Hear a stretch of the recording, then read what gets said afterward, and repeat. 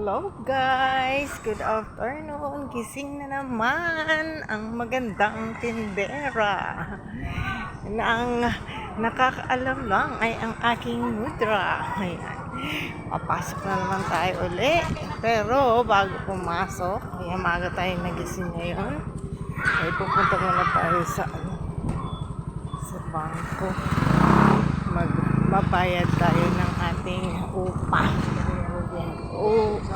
Upa rental. Ayan, at maglalakad lang tayo. Ayan, tricycle. Oh. Nagbusa natin yung pilahan ng tricycle dahil practical lang, malapit lang naman. Hindi naman sa Kuripo tayo, pero kailangan natin magtipid. At the same time, kaka-exercise pa tayo.